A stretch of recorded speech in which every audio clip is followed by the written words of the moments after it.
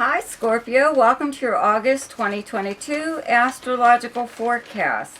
So the sun is in Leo up until the 22nd in your 10th house of your career. Okay, your career and your public persona, how the public knows you by reputation, professionally and personally. If you were trying to get any kind of attention at this time, you would be getting it even if you're not trying to get it.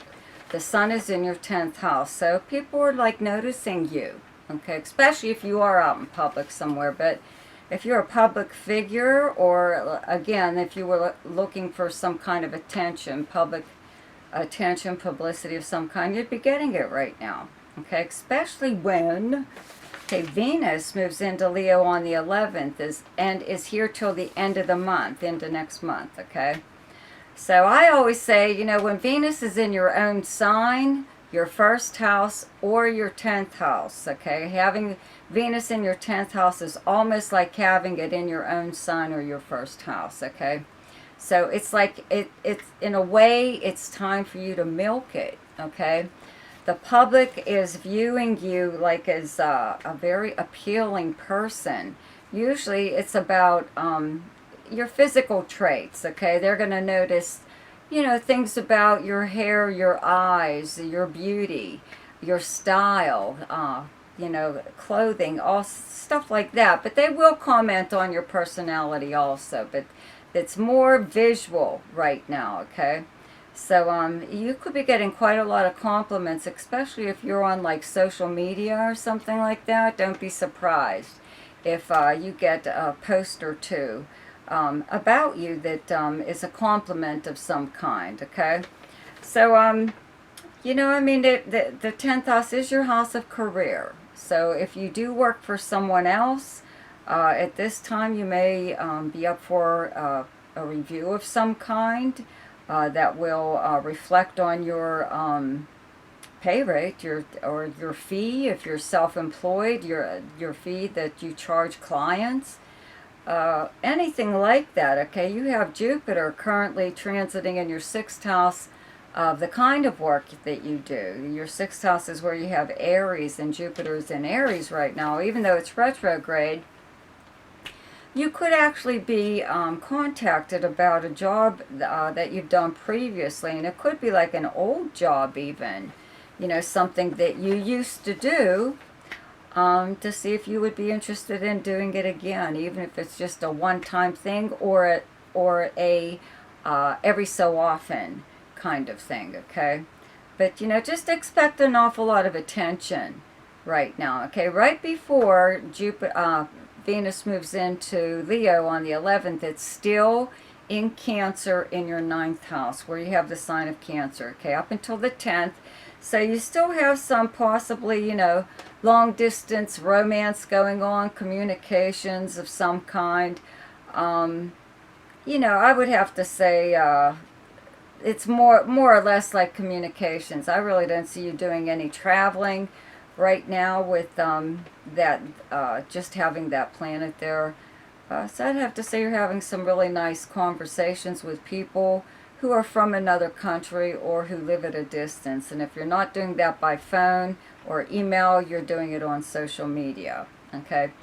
Because mainly, okay, Mercury starts off in Virgo on the 4th, okay? Where you have Virgo in your chart is your 11th house of sociability. It's your most sociable house in your chart. It is socializing online, but also in person. Okay, this is your house of your friends and acquaintances and where you would normally go to hang out. It's also any organization that you belong to, and also the house of dreams, hopes, and wishes. Okay, so while you'll still have Venus in your 10th house, once the sun moves into your 11th and Mercury's already there, you might be socializing in person or attending at least one kind of event, even if it's just to see a live band or something. And it is to do that very thing, to enjoy doing that very thing, but it's also to network, to meet new people, or to meet someone that is going to be wherever it is you're going. And in fact, you may have already made plans with them to meet them there. Okay, so it doesn't hurt to network at all. Even if you can't do it in person, then you may be doing it online, okay, on social media, and even attending some kind of online thing where everyone watches, everyone takes part in some kind of group, viewing or something or other. I would have to say, if you haven't been in touch with any of your friends, you would be now, especially with Mercury in your 11th house, moving very quickly. Actually, it is only there from the 4th till like the 25th, and then it moves into Libra, into your 12th house, which will cover a lot more next month, because it's only here for like so many past few days of August. But anyways, you could find that you've had an awful lot of conversations with people, or an awful lot of communications with your friends, or more in touch with your group of friends, or something or other, just in this period of August 4th through the 25th. Okay, then when Mercury moves into your 12th house, I always call this the great investigator, because the 12th house is the house of secrets, and acting in secret, or the actions taken by you or someone else behind the scenes. Okay, this is kind of like when you start asking questions about someone, making inquiries or something. It doesn't always have to be a person, but you start snooping around a little bit to find out a little bit more about something. And in fact, Scorpio does rule mystery, the great mysteries, and detectives. Okay, detectives and stuff like that. That's a Scorpio thing. So anyway, okay, the big news, well, actually, I do have to mention that I did mention this in your weekly forecast. Okay, the Mars-Uranus conjunction in your opposite sign of Taurus in your 7th house. Okay, I went into a lot of detail there, so go listen to your weekly forecast, okay, because I'm not going to cover it in the monthly. Normally that is what I do, but because it was an aspect and I do weekly aspects, I covered it there. Okay, so please go listen to that. But I do have to mention, though, I'm not sure if I did in your weeklies, that the planet Uranus turns retrograde on the 24th, and that makes all of the outer planets, Jupiter through Pluto, in retrograde motion. Okay, so all that means is wherever you have a planet transiting in retrograde motion, the affairs of that house slow down a little bit.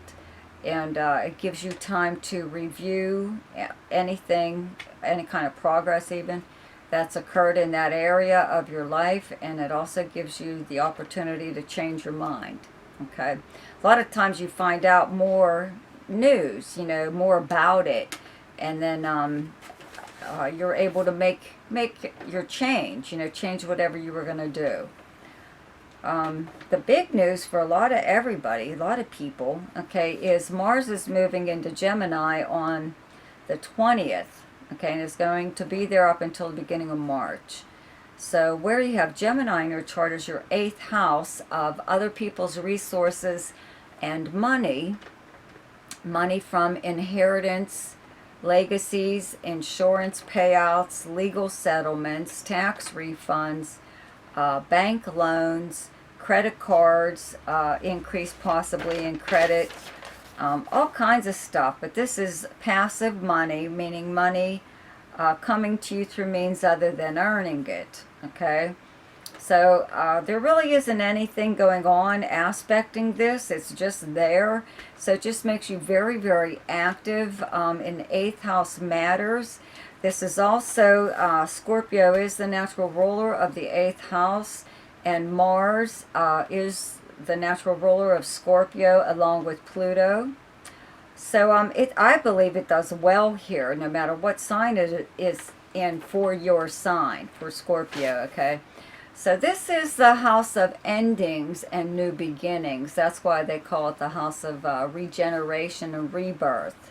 Okay, an ending of something. So that's might possibly be what you're doing here, is something, because this planet's going to be here for a while. Okay, so you're going to feel some effect here sometime or other. And it may even be, you know, Mars is a very energetic planet. It's very focused. Okay, it's the me planet. Okay, it's a personal planet. It's all about the ego.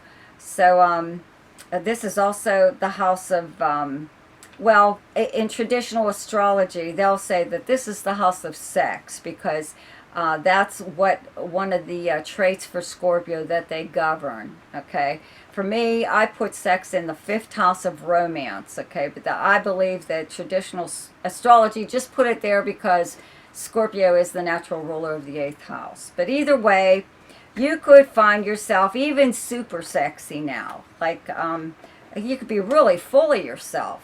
So you might want to keep that in check. Okay, I do have to mention, there is a full moon on the 11th in the sign of Aquarius in your 4th house where you have Aquarius. Okay, it's directly across from your 10th house of Leo.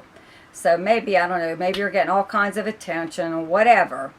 Anyways, you have Saturn currently transiting in your 4th house of home. Home, your family, you know, your childhood, your background, your foundation, but it's where you like physically live. And usually what happens is, something may occur in your personal life or your family life or just at home, period, that you have to stop whatever it is that you're doing, like at work. If you're working or busy doing something in regards to your career, you have to stop whatever it is you're doing just for like a day or two. It's not a very big deal. To take care of some kind of minor crisis that's going on in your personal life or your home life. Okay, so I always think that's far more important anyway than any job. Okay, so I don't see anything too crazy going on here. But then again, you know, you've got all this stuff going on in your 7th house with Mars and Uranus in Taurus. So it could be something like that, you know, depending on what goes on with your partner. You know, if you have a romantic partner, business partner, I'd have to say this is romantic, though, in regards to your home life, okay, that, I don't know, I'd be kind of careful. Maybe they're doing something there. Maybe they're ransacking the place or whatever, you know, one of those running around the house with garbage bags, just throwing all their stuff in it and running out the door, you know, and they've got a friend sitting in front of the place with the car running and 911 keyed into their phone, okay? That's not moving, okay? That's called fleeing, you know? I'm not saying you're doing that or roommates doing that or whomever, you know? Something may possibly, you know, I really don't know. That's just like a combination of the 7th house stuff. But on its own, I really don't see it too much happening. But you might want to keep an eye out, okay? If you're having problems with, say, a romance right now, I'd keep an eye on my stuff at home. So anyways, there's also a new moon in Virgo, okay, on the 27th in your 11th house, a new beginning in your social life, you know. Like I said, this is the house of dreams, hopes, and wishes. There's someone there possibly that you meet, could be new, could be an old friend just coming back into the picture that is, you know, either introducing you to the people you need to know to help you further your career or further a goal, or the person themselves, they're helping you, or your group of friends are helping you in some way. Even if they're like going physically out with you, you know, you don't want to go out by yourself, you're all going out to a club, and it's so you can meet someone. You know, that maybe you have plans to meet them anyways, but you don't want to just show up on your own. Whatever. Okay, so anyways, the best time to do something each month is when the moon is in your own sign, And the moon is in Scorpio on the 4th, 5th, 6th, and 31st. The best time to lay low is when the moon is in your opposite sign, and your opposite sign is Taurus. And those dates are the 17th, 18th, and 19th. The best time for romance, recreation, creativity, fun, any kind of gambling or speculation, and anything to do with children. Those dates are the 12th, 13th, 14th, 27th, and 28th. The best time for money is the 6th, 7th, 8th, 19th, 20th, and 21st.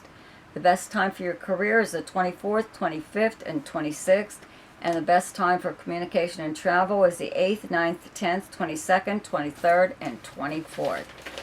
So I'd like to thank my subscribers for your continued support, for liking and sharing and commenting on my videos and helping to put my video into circulation so other people can see it. Helps my channel grow, okay? And if you're new to my channel and you like this video, please take the time to subscribe right now, okay? It really helps. You may not think it does, but it really doesn't, okay? You may not think that it doesn't, that it's not a big deal, but it is, okay? Anyways, click on the notification bell. You'll be notified each time I upload something. And check out the links below. There's a link to my website where you can get more information on any chart services that I offer. My website is under a little bit of construction right now, so you can always just email me about anything. And there's also a link to my email address there in the description box. And also a link called Ask Me a Question, which is for those of you who are interested in maybe one or two things about your chart, and that's it. Okay? So, anyways, check out my weekly forecast, and I'll see you next week. Goodbye.